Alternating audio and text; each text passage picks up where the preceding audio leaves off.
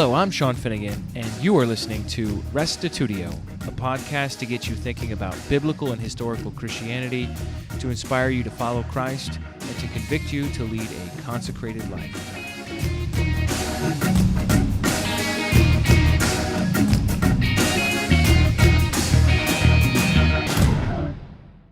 Apologetics, Part 4, Teleological Arguments for God's Existence. If someone asked you, why do you believe in God? How would you answer? Sadly, most of us would flounder around maybe talking about the Bible or secondhand miracles and never really be able to give a solid answer that a skeptic would be able to sink his teeth into. However, it turns out that philosophers have long identified three classic approaches to reasoning about God's existence: the ontological, cosmological, and teleological arguments. And I realize those words probably don't mean much to you right now, but by the time we get through this lecture, you will understand what they mean. In this lecture, you will learn several versions of the teleological argument. That's the idea of evidence for intelligent design, so that you can reason from the complexity of creation to the existence of the Creator. If you would like to take this class for credit, please contact the Atlanta Bible College so you can register and do the necessary work for a grade. Here now is Apologetics, Part 4, Arguments for God. The first time I acquired any kind of systematic understanding of this was in a philosophy of science class I took at when I was studying to become an engineer at one point in my life. It was really cool because here I am in basically an atheist institution, and my professor is teaching me the three main philosophical arguments for God's existence. I'm like, sweet, I got myself a good teacher here. He did. He went through and he addressed these different arguments and proved God's existence. And I'm thinking to myself, this guy, what is he, like a closet Christian? Like hiding out here behind enemy lines or what? But I don't even remember the guy's name, but I always appreciated, his courage to do that in that class, in that context among those people. Here are the three main kinds of arguments for God's existence. You have the ontological argument for God's existence. That's based on reason alone. So that's basically looking at God's existence by itself, not necessarily looking at the universe to prove his existence, but considering the question of his existence by itself. So you just need reason for that. You don't need anything else. Then you have the cosmological argument, which is based on causality, and that's the one you were doing, right? Kalam cosmological. So that's the idea that you trace back a chain of cause and effect to the beginning cause. And then the third kind of argument for God's existence is based on order and design. Now, there are many arguments. I'm going to go through like 8 or so with you, but they can all be broken into one of these three main categories, whether the ontological, the cosmological, or teleological. Most of our arguments for God's existence are teleological, which we also would call like intelligent design arguments. How do you say it? Teleological? I say teleological. I think teleological would be just fine too. So teleological is something that's relating to design or purpose. It's related to the Greek word telos, which is the word meaning the end of something, which can mean the physical end of something or its purpose. Hence, telephone is like sounds that make it to the end of a wire. Or television, telescope, it's also telewords, But it's all this telos word of the end or purpose or design of something. So teleological is dealing with purpose and design. I got to get in my notes to where I'm supposed to be here. There we go. I don't want to just wing it. The standard teleological argument goes as follows. 1, the universe evidences order and design. 2, a design requires a designer. 3, a designer of the universe exists. So the first two statements there are premises, and the third is the conclusion that follows from those premises. It's a very common sense argument. You know, I'm kind of systematizing it and giving you the official way of talking about it, but it's just as simple as this. How do I know that a painter exists of this right here? I have the painting. Is this even yeah, it is a painting. So if there's a painting, well, this is a picture of a painting, but originally there was a painting, right? If there is a painting, that's proof that there's a painter. Simple, right? If there's a building, there must be one or more builders out there who existed at some point if there's a building at this point, right? It's completely logical way of approaching things. What about a tree? What's more complicated, that painting or a tree? Trees can reproduce, trees can provide shade, trees can produce oxygen, you know, what's that? Grow, right? Trees can turn into paper and we could write on them. I mean, trees are magnificently complex. I mean, you could stab a tree with a knife and it would like I hit a tree with my car one time and then I went back like the next year to observe how the tree was doing and I couldn't find which tree it was. There was like like 5 trees there. I'm like, which one was it? Because it just kind of sapped over itself and healed, and my car didn't really make that much of a dent. It sure did total my car, though. So trees are pretty awesome, and yet when we look at a tree, because of the way our culture is and it's so secular, we don't say to ourselves, a tree maker exists. But yet a tree is more complicated than a painting or this room we're sitting in. And we know that there was some designer who said, all right, we're going to put the lights right here. We're going to put the ceiling panels there. We're going to put this kind of carpet. We're going to pick this color. You know, there were designers involved, right?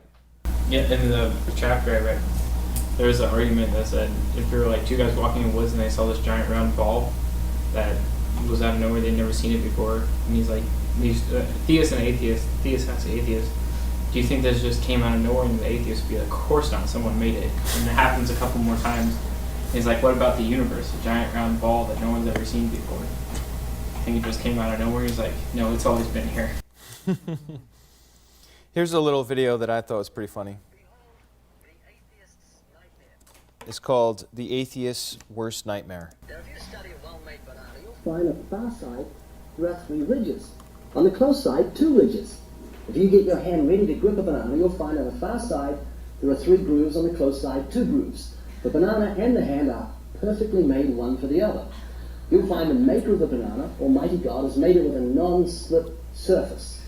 It has outward indicators of inward contents. Green, too early; yellow, just right; black, too late. Now if you go to the top of the banana, you'll find, as with the soda can makers, they placed a tab at the top. So God has placed a tab at the top. When you pull the tab, the contents don't squirt in your face. You'll find the wrapper, which is biodegradable, has perforations. Notice how gracefully it sits over the human hand. Notice it has a point at the top for ease of entry. It's just the right shape for the human mouth. It's chewy, easy to digest, and it's even curved toward the face to make the whole process so much easier. Seriously, Kirk, the whole creation testifies to the genius of God's creative hand. Okay, so that's the teleological argument. You're looking at something, you're saying, look, the banana sure seems designed. It sure seems like somebody put thought into that. I mean, if you look at, a can, can I get here's one right here, a Coke can. We're in Atlanta. It's more true to our context. What are some design features that the banana has that this Coke can doesn't have? The non-slip surface. Like as soon as this gets wet, it's just like you can easily drop it. If you drop it, you have to wait a while before you open it, right? Because otherwise it'll spray all over the place. This stuff will kill you if you drink too much of it, whereas the banana is like actually good for you. And it can help with cramps if you're running or exercising and your legs are cramping up. You eat a banana and you're like, oh yeah, let's go. So I mean, it's just like, but nobody would ever say this just magically appeared, right?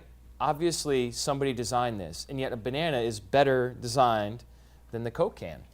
there's an inference to a designer there, right? All right, so I have two scriptures that relate to this. One is Romans chapter 1, verses 18 to 20, and the other is Psalm 19, 1 through 4. I'll show you that again in just a second. But you definitely want to write these down because, like I said to you before, anytime I do find scriptures that are relevant, I definitely want to bring them up because this class doesn't actually involve the Bible much, and I'm a big fan of the Bible. So, Dan, could you read this for us? For the wrath of God is revealed from heaven against all ungodliness and unrighteousness of men who suppress the truth in unrighteousness, because that which is known about God is evident within them. For God made it evident to them. For since the creation of the world, his invisible attributes, his eternal power and divine nature have been clearly seen, being understood through what has been made, so that they are without excuse. Right.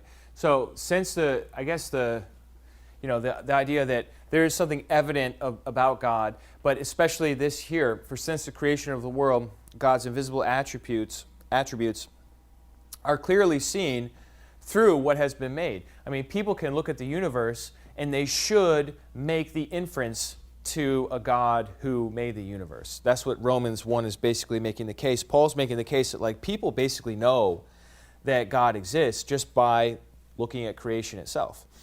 Psalm 19, 1 through 4 is this beautiful poetic way of saying a very similar thing. Talon. The heavens are telling of the glory of God, and their expanses declaring the work of his hands. Day to day pours forth speech, and night to night reveals knowledge. There is no speech, nor are there words. Their voice is not heard. Their line has gone out through all the earth, and their utterances to the end of the world. In them he has placed a tent for the sun. The heavens are telling of the glory of God. Do you know what branch of science has the highest concentration of theists, people that believe in God?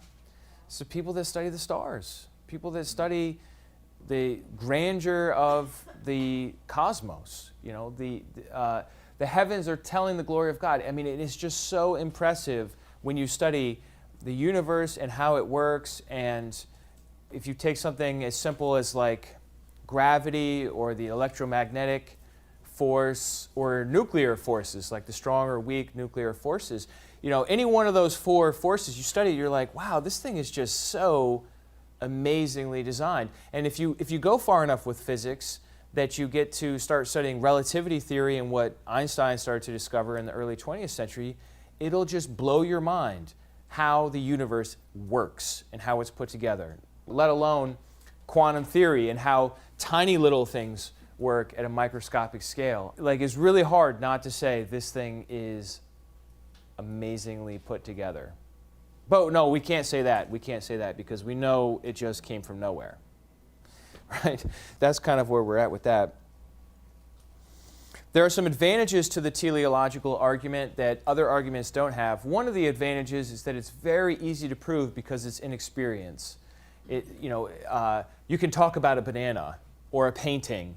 Those are things that are in people's experience. They know about. You don't necessarily have to jump to talk about the gravitational constant like Talon did, which we appreciate that Talon did that. I'm going to come back to that later. But the teleological argument is right in people's experience, and the argument uses well-established scientific facts to prove the existence of God. The teleological argument tends to be very science-heavy. If you're not a science person, you're not going to enjoy this lecture. The next one you'll probably like, though. Okay? It's more philosophical than scientific. If you are drawn to science or you're talking to somebody that's a science person, teleological argument is probably where you want to spend your time. And true science, I believe, will always lead to God.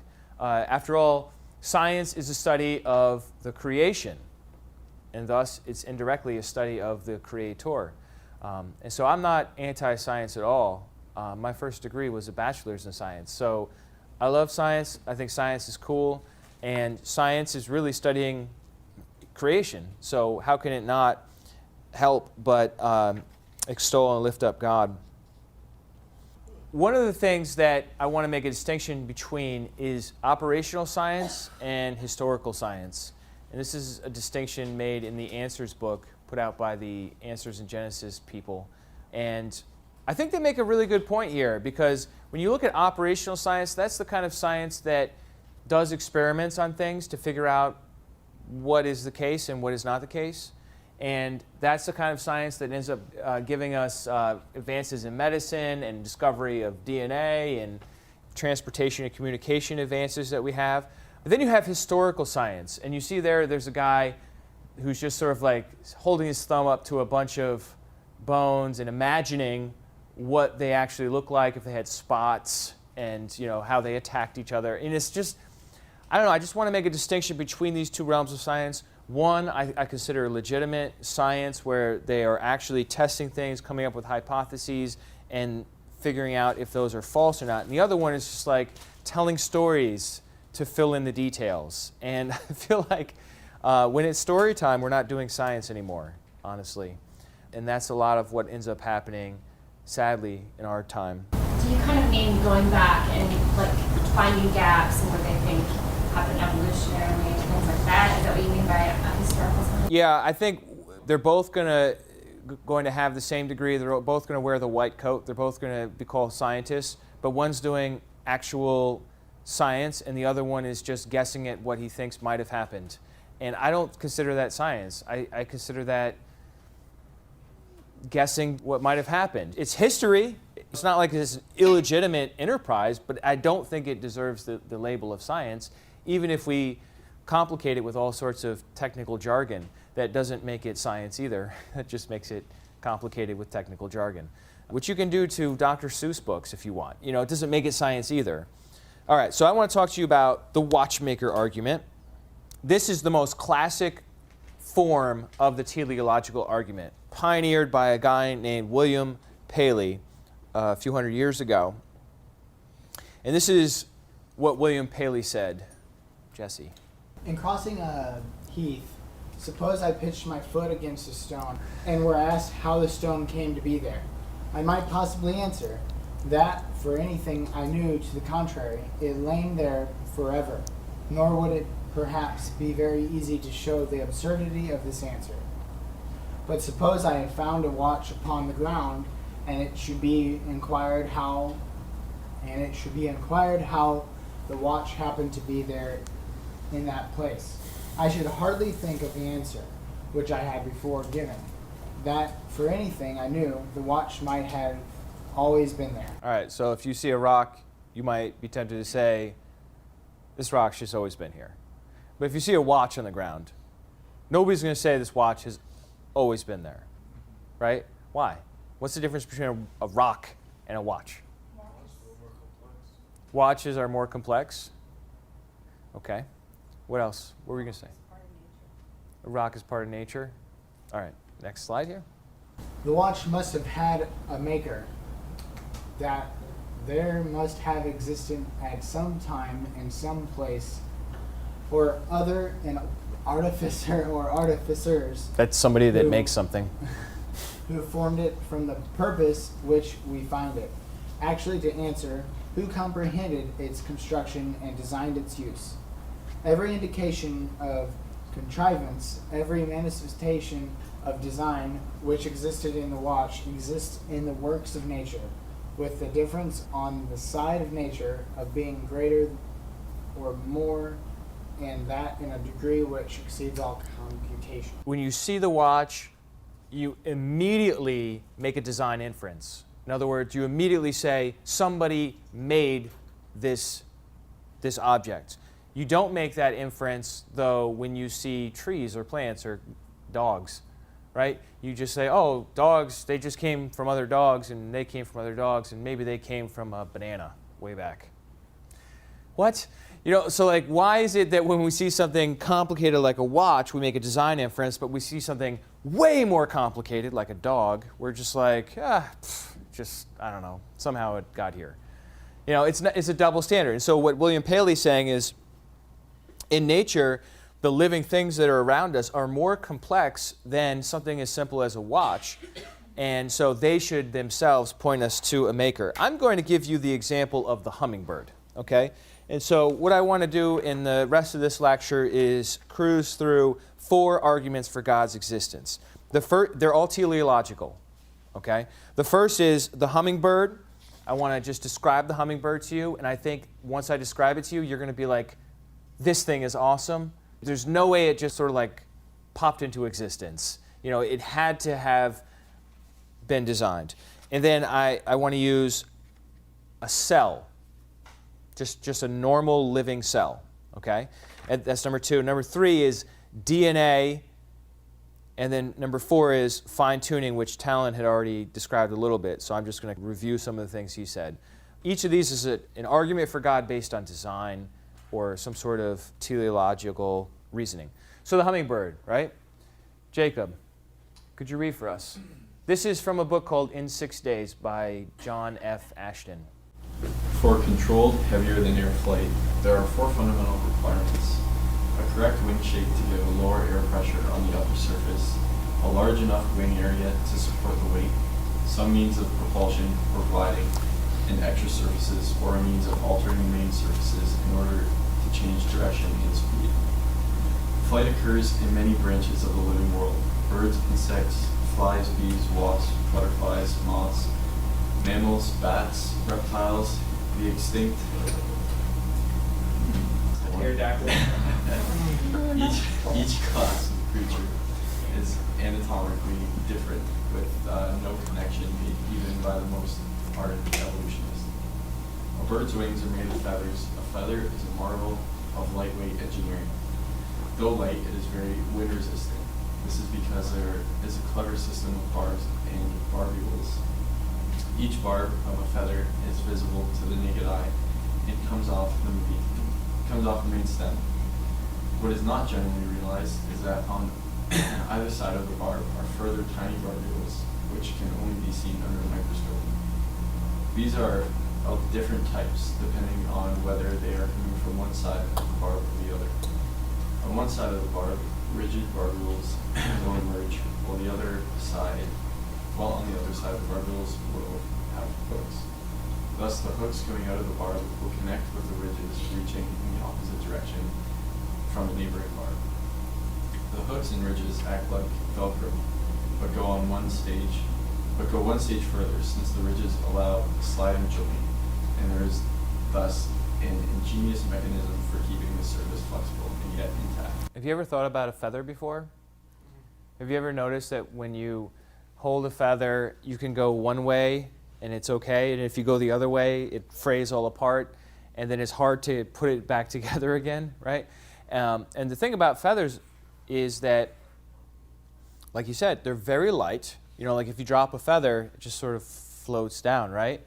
But it's very wind resistant, which makes it so helpful for a bird to use a bunch of them to form a wing that can then flap and cause significant air resistance so that they could fly. It's a very well-designed system. Let's keep going here, Josiah. That is not all. Even if one had the feather, the delicate lattice structure would soon become frayed, unless there was also an oil to lubricate the sliding joints by the hooked and ridged barbules. Most of us realize that once the barbs of the feather have been separated, it is difficult to make them come back together. The feather becomes easily frayed in the absence of oil, which a bird provides from its preening gland at the base of its spine. Some of this oil is put on its beak and spread throughout the feathers, which for a water bird also gives waterproofing of the surface. Thus water slides off the duck's back. Without the oil, feathers are useless. So even if a supposed land-dwelling dinosaur got as far as wafting a wing, it would be no use after a few hours.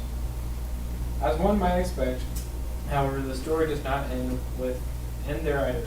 For a bird can fly only because it is also an exceedingly light bone structure, which is achieved by the bones being hollow. Many birds maintain skeleton strength by cross members within the hollow bones, such as arrangement began to be used in the middle of the century for aircraft wings, and is termed with Warren's truss arrangement. Large birds, such as an eagle or vulture, would simply break in pieces in midair if there were some supposed halfway stage in their skeletal development where they had not yet developed such cross members in their bones. So we looked at the feather, pretty impressively designed, right? The feather has these barbs that come off of it, right? And in between it, it has barbules. One side is a ridge, the other side is a hook, and somehow these things connect to each other but allow motion, and then those are oiled from the preening gland of the bird. In addition to that, birds' skeletal structure is highly specialized for flight. Your bones are very heavy. That's probably why it's hard to, when humans were first starting to make attempts at flight, they would just strap on these like huge wings and flap around, and like probably a bunch of people died that way. I don't know, but we're heavy, and birds are not heavy because they have these hollow bones. It's another part of the structure. So we've described the oil required, we've described the feather, we've described the bones, but there's still more. They breathe differently. Have you ever stuck your head out the window when you're driving really fast, or somebody else is driving really fast, and it's hard to breathe? The air's like pushing on your face, right? So what if you're a bird and you're flying at like 50 miles an hour? You just like stop breathing, or birds are small. They don't have big, huge diaphragms like we do. They push all this air up, right? So they breathe differently than us. The respiratory system of a bird enables oxygen to be fed straight into air sacs, which are connected directly to the heart, lungs, and stomach, bypassing the normal mammalian requirement to breathe out carbon dioxide first before the next intake of oxygen. Human beings breathe about 12 times a minute, unless they're in apologetics, and it's like 15 times a minute because they're so excited. Whereas small birds can breathe up to about 250 times a minute. Whew. Thus, there's a perfect system for the high metabolic rate of birds, which use up energy very quickly. In fast-forward flight particularly, birds could not sustain exhaling against the oncoming airstream. Note also that birds are warm-blooded, which presents a vast biological hurdle for those who maintain a reptile ancestry for birds. All right, so now we talked about breathing a little bit. They have this highly adapted method of breathing that is completely different than what we have. Now we have to talk about the wing flapping motion. This requires a bird to have strong wing muscles with a forward-facing elbow joint to enable the foreshortening of the wing, used much in the upward stroke of most species and in the dive birds of prey. So you have to have good wing muscles to do that. And the versatility of the swivel joint at the base of the wing, coupled with the elbow joint on the wing itself and the smooth feather structure overlaying all, leads to great flexibility and aerodynamics of the wing. Lift and drag can be balanced with instant movements, which in aircraft still require comparatively cumbersome changes of flap and ailerons. And then he talks about, well, what about, so you have to have, wing muscles. And he's like, yeah, but what about the tail? You need a tail, or else you're just like flying all over the place, right? So you need a tail with its own way to control flight and its own muscles, right? And then you have to plug all this stuff into the onboard computer called the brain of the bird so that it controls it properly, right? And we still haven't even touched the actual hummingbird, all right? Let me just skip ahead to that part. One of the most delightful demonstrations of all these principles coming together involves the hummingbird. These small birds have the ability to beat their wings at up to 80 beats per second.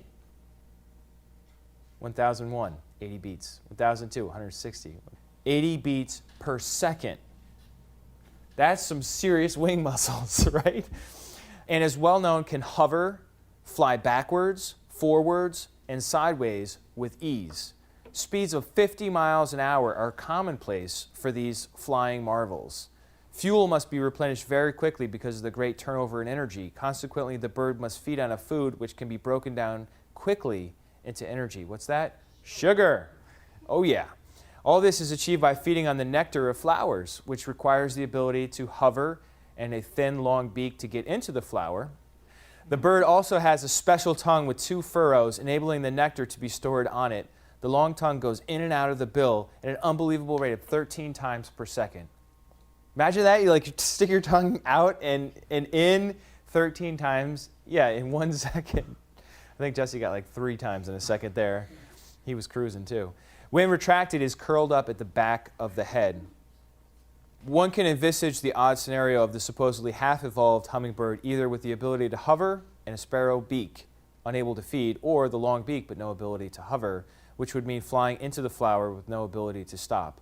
All the requirements must be there to begin with. In order to have flight, you have to have all this stuff. In order to have a hummingbird level of just like elegant flight, where, I mean, come on, hovering, that's awesome, right? They can hover, they can be just like chilling and then just like whoop, go sideways a little bit, right? Or they can go backwards a little bit. It's incredible what they're able to do. 50 miles an hour, you go 50 miles an hour without a car. I'd like to see you try. Give me a bag of sugar. Even with a bag of sugar. The extreme maneuverability of the hummingbirds is due to their having the ability to swivel the wing through a much greater angle than other birds.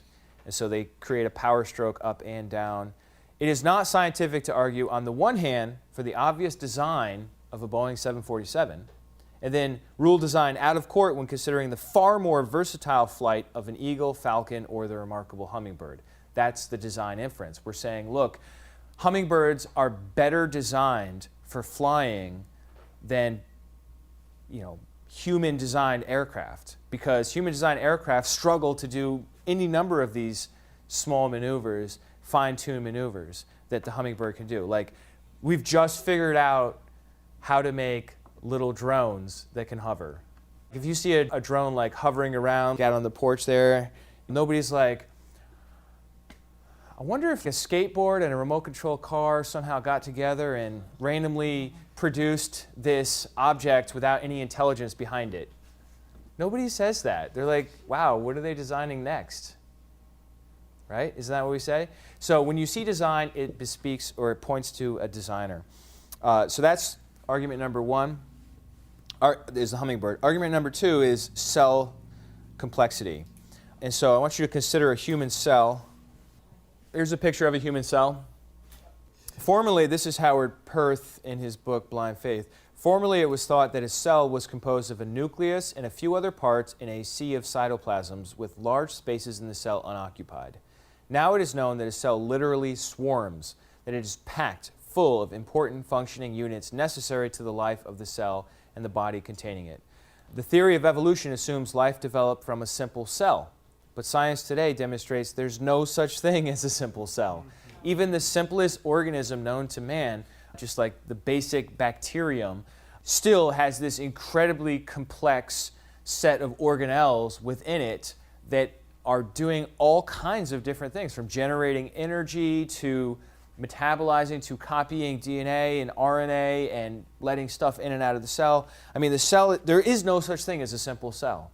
And I know if this is back in like the 1800s and you're Charles Darwin, you're like, yeah, the cells are probably like simple things, and you like look at it like under a magnifying glass, you're like, oh yeah, they do look kind of simple. Well, I'm sorry, but that world is gone. It doesn't exist anymore. The world that we now know is a world of incredible complexity at a microscopic level. It's not a simple world, it's a complex world. And that's not even touching really the whole issue of DNA, which is incredibly complex by itself. I think when we look at even a simple cell, we have to say, here's a good Carl Sagan quote, who's not a Christian, by the way, a living cell is a marvel of detailed and complex architecture. Seen through a microscope, there is an appearance of almost frantic activity. On a deeper level, it is known that molecules are being synthesized at an enormous rate. Almost any enzyme catalyzes the synthesis of more than 100 other molecules per second. In 10 minutes, a sizable fraction of the total mass of a metabolizing bacterial cell has been synthesized. The information content of a simple cell has been estimated at 10 to the 12th bits, comparable to about 100 million pages of the Encyclopedia Britannica. That's one simple cell. We're not talking about a brain cell. We're not talking about a whole bunch of cells working together as an organ to pump your blood day and night without rest for years. We're not talking about the incredible capacity of your eyes to perceive depth and color and all the other things that your complicated brain system processes. We're talking about a simple cell, and it's that complicated. So I think you see something that complicated, you see something that is so apparently well put together, you should infer a designer. In other words, someone of significant enough intelligence to figure it out.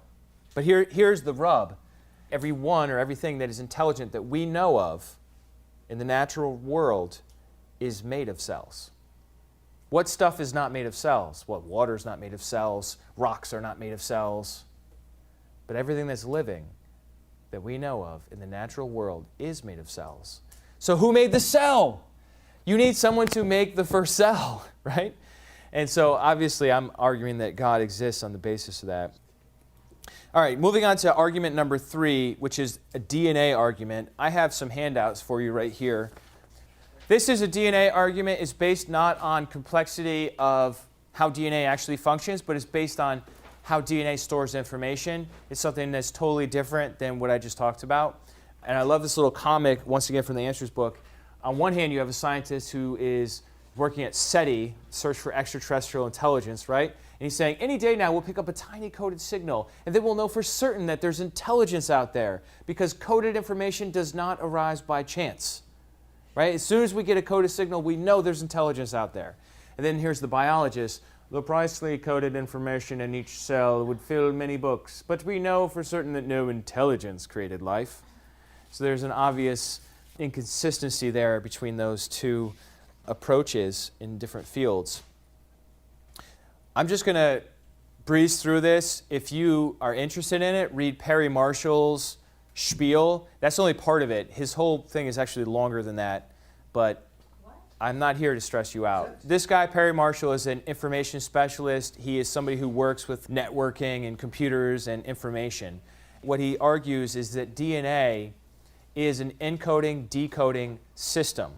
In other words, it's a code. DNA is a language. It has letters, it has syntax, it has intent, and it represents something other than itself. And that's always the requirement for something to be an actual code or a language, is that it represents something other than itself, like a map. A map points to a reality beyond itself, right? And so it is with language. This ink is not universe, right? Universe is a word we use to describe everything that exists in the natural world, right? So that's the way language works. It points to something beyond itself. In other words, it has meaning. So DNA has an alphabet, it has syntax. Combinations of the 4 letters do different things. They cause different things to happen, right? You can take a DNA sequence and you can copy it. You can store it on a computer. You can print it out, right? So that's a characteristic of information. Information is not matter. Information is not energy. It's something that can be stored in matter or stored using energy, right? But it is itself something else other than matter or energy. It's information. If DNA is a code, if DNA is a language, all examples of languages always come from a mind. But how do you get a mind to design DNA if every mind we know is the result of DNA, right? Every mind we know, whether animal or human, is generated from cells that run on DNA. So how do you get DNA in the first place?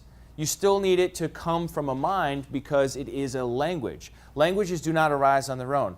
What arises on their own is noise, chaos, not language, right? Let's say, for example, you went outside and you saw, I don't know, a bunch of leaves on the ground, arranged, spelling out the word hello.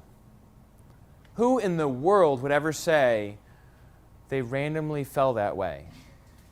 No, you're going to say somebody painstakingly put these leaves and arranged them so that they would spell out hello. That's obvious. You don't even have to think about that. You automatically make the design inference because you know you see language, and nature doesn't generate language by itself, right? It has to come from a mind. And so that's basically Perry Marshall's argument in a nutshell, is that DNA is a language. Language comes from a mind. There are no languages that do not come from a mind. Therefore, DNA is evidence that a mind exists prior to DNA, i.e. God exists. And so the whole argument for the information argument for DNA hinges on that language comes from a mind. All right, on to the last of my 4 arguments for this part. I want to just reiterate some fine-tuning stuff here. The force due to gravity is equivalent to the gravitational constant between the mass of object A and the mass of object B divided by the square of their radius. It's an equation that represents how much force you're going to feel between two objects, right? If object A is the Earth and object B is you, right? How much gravity are you going to feel? Well, the closer you are to the center of the Earth, which would be R in this case, the more gravity you're going to feel. The farther away from the Earth you are, the less gravity you're going to feel. But this letter here, G, is always the same. Doesn't matter if we're talking about two planets in outer space or if we're talking about this pen and this pen cap, which do have gravitational attraction to each other. It's just so small that I can't feel it, right? Because their masses are so small. So it's just not much. But the Earth's mass is so huge that it does generate a lot more gravity, right? So anyhow, this G right here is what we call a constant. And there are lots of constants, as Talon shared with us. And this happens to be 6.67 times 10 to the negative 11 Newton meters squared over kilograms squared, whatever. I mean, it's a number. That's the point. It's a number. And that number is the same for anywhere in the universe. And if that number changes, then we start floating off the Earth. Or we get squished down into the Earth, right? And planets start colliding with the sun rather than going around the sun, or they're not held in orbit well enough, and so they float off into outer space and they lose the heat that the sun provides, right? And so that's just one little example of a constant. There are other major constants for governing electromagnetic forces and nuclear forces within molecules, right? And so there are all these different constants. There are lots of them. There are dozens of them. And it's like somebody set each one of those dials in the beginning to be exactly what it needs to be such that we could have life in our universe. And if one of those dials is off just a little bit, life can't exist. All right? And so it's like somebody fixed the numbers underlying the physical equations in the universe. It's like somebody set it up so that we would be able to be here.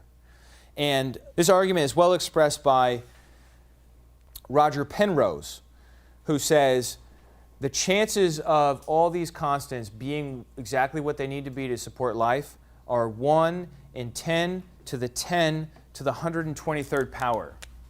Okay? 1 in 10 to the 10 to the 123rd power. That is such a big number. This is Roger Penrose's words. This is an extraordinary figure. One could not possibly even write the number down. It would be 1 followed by 10 to the 123rd successive zeros. Even if we were to write a 0 on each separate proton and each separate neutron in the entire universe, and we could throw in all the other particles for good measure, we should fall far short of even writing down the figure needed. That's the chances that the universe would pop into existence with all of these dials, all these constants, exactly the way they currently are. And these are things that don't change. These are things that are not determined by the equations. These are things that are constant, no matter what equation or what scenario we're dealing with. So in mathematics, if you come up to something that has a probability of 1 in 10 to the 50th, they call that probability 0. This is so much smaller chance to happen than that, and yet it's common for people to say, oh, I think the universe just sort of popped into being. Right? Don't a lot of people believe that? Let me put it another way. It's more likely that a tornado would pass through a junkyard and assemble a working 747 than that the universe would pop into existence. Far more likely that that would happen. And nobody would ever imagine a tornado actually assembling a working plane if it passed through a junkyard. Right? Who would want to base their life on that kind of improbability? So I think the fine-tuning argument is actually one of the strongest arguments we have, which is why Bill Craig always uses it in his debates. Not just him, but like anybody's argument for God's existence. And it's so science-heavy that it's like so cool that it's on our side. Because it's so awkward. I mean, just imagine there's no God and the universe did. You're trying to like figure out like, well, how did it pop into existence? You're like, well, it's kind of awkward that it's like so perfectly fine-tuned for human life. But for us, it's actually a great evidence for it. So let's go ahead and take a quiz. And if you want to read the Perry Marshall thing, read it. I'm not assigning it, okay? Hold on to it. Maybe down the line you'll be talking to somebody who's studying biology and they're talking about DNA and you're like, I learned somewhere that DNA is information and it's a language and therefore God exists, and I don't remember the in-between steps. He explains all the in-between steps so that it's easy to understand. If you enjoyed what you heard here, why not give Restitutio a 5-star rating in iTunes or Stitcher? Doing so will help others find this podcast and inspire them to love God, follow Christ, and seek truth wherever it leads. Thanks for listening, and check us out online at restitutio.org, where you can find an archive of all the podcasts, as well as a bunch of articles and links to other resources. And remember, the truth has nothing to fear.